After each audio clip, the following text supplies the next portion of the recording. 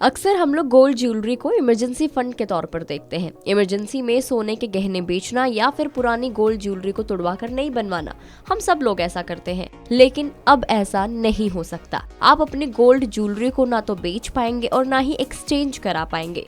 Government ने इसके लिए कुछ रूल्स बनाए हैं। क्या कुछ रूल्स हैं, आपको इस वीडियो में बताते हैं। एक्चुअली 1 अप्रैल से सरकार ने गोल्ड ज्वेलरी खरीदने और बेचने को लेकर कुछ रूल्स लागू किए थे। लेकिन पहले ये माना जा रहा था कि हॉलमार्किंग नए गहने या सोने के प्रोडक्ट खरीदने पर ही लागू होंगे। बट अब गवर्नमेंट ने इसमें एक चीज और ऐड की है। अकॉर्डिंग टू न्यू रूल्स, पुराने गहनों को बेचने के लिए भी हॉलमार्किंग को मैंडेटरी कर दिया गया है। ब्यूरो ऑफ इंडियन स्टैंडर्ड्स यानी BIS के अकॉर्डिंग जिन कंज्यूमर्स के पास बिना हॉलमार्क वाले सोने के गहने हैं, उन्हें इसे बेचने या नए डिजाइन के लिए एक्सचेंज कराने से पहले इसे अनिवार्य रूप से हॉलमार्किंग करवानी होगी। अंडर दिस रूल कोई भी बिना हॉलमार्क या 6 डिजिट वाले HUID नंबर के ज्वेलरी खरीद या बेच नहीं सकता है। बिना हॉलमार्क के ज्वेलरी में अक्सर धोखाधड़ी के मामले सामने आते हैं, जिसको रोकने के लिए सरकार ने अब ये नया रूल लागू किया है।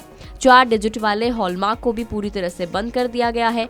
ज्वेलरी पर 6 डिजिट वाला अल्फान्यूमेरिक हॉलमार्किंग ही अब वैलिड माना जाएगा। अगर आप इस कंफ्यूजन में हैं और या नहीं पता है आपको कि HUID क्या होता है, तो आपको वो भी बता देते हैं। एक्चुअली हॉलमार्क यूनिक आइडेंटिफिकेशन यानी HUID नंबर ज्वेलरी की प्योरिटी की पहचान होती है। ये एक 6 डिजिट्स का अल्फान्यूमेरिक कोड होता है, जिसके जरिए कस्टमर्स को गोल्ड ज्वेलरी के बारे में सारी इन्फॉर्मेशन मिल जाती है, यानी वो कितने कैरेट का है, एटसेट्रा एटसेट्रा। इस कोड के जरिए धोखाधड़ी के मामलों में बहुत कमी आती है। ये नंबर हर ज्वेलरी पर लगाया जाता है। देश भर में कुल 1338 हॉलमार्किंग सेंटर हैं। बता दें कि देश के 85% हिस्सों में ये सेंटर मौजूद हैं और बाकी हिस्सों में भी और भी सेंटर्स बनाए जा रहे हैं। 1 अप्रैल से पहले बिना हॉलमार्किंग के भी सोने के गहने बिकते थे। ऐसे में कई लोगों के पास पुराने बिना हॉलमार्क वाले गहने होंगे, जिन्हें वो अब एक्सचेंज या बेचना चाहेंगे, क्योंकि अब रूल्स चेंज हो चुके हैं। इसीलिए ये जानना बहुत जरूरी है कि अगर आपके पुराने गोल्ड ज्वेलरी पर हॉलमार्किंग नहीं है तो आप कैसे करा सकते हैं। इसके लिए आपके पास 2 ऑप्शंस हैं। BIS रजिस्टर्ड ज्वेलर के पास पुराने बिना हॉलमार्क वाले गहनों को आप हॉलमार्क करा सकते हैं। BIS रजिस्टर्ड ज्वेलर बिना हॉलमार्क वाले गोल्ड ज्वेलरी को हॉलमार्क कराने के लिए BIS असेइंग और हॉलमार्किंग सेंटर ले जाएगा। इसके अलावा दूसरा ऑप्शन ये है कि आप direct BIS registered hallmarking centre से गहनों की जांच करवाकर उसे हॉलमार्किंग करा सकते हैं। तो क्या इसके लिए आपको पैसे भी चुकाने होंगे? जी हाँ, अगर आपके ज्वेलरी की जो नंबर्स हैं वो 5 या 5 से ज्यादा है, तो आपको हॉलमार्किंग कराने के लिए हर एक गहने के लिए 45 रुपए चुकाने होंगे। 4 पीस हॉलमार्क कराने पर 200 रुपए देने होंगे।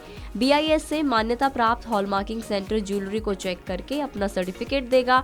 कंज्यूमर अपने पुराने बिना हॉलमार्क वाले सोने के गहनों को बेचने के लिए इस रिपोर्ट को लेकर सोने के ज्वेलर के पास जा सकते हैं, जहां पर आपका जो सोने का गहना है वो एक्सचेंज हो जाएगा या आप उसे बेच भी सकते हैं। इस पर आपको 6 डिजिट का HUID नंबर छपा दिखाई देगा, जो इसकी प्योरिटी की पहचान कराएगा। आपको बता दें कि ये नियम कुछ चीजों पर लागू नहीं होते हैं, जैसे कोई कारोबारी जिसका सालाना कारोबार 40 लाख या उससे ज्यादा का है, वो इस नियम से बाहर है। इसके अलावा अगर आपके पास गोल्ड ज्वेलरी 2 ग्राम से कम है तो भी आपको हॉलमार्किंग कराने की जरूरत नहीं है।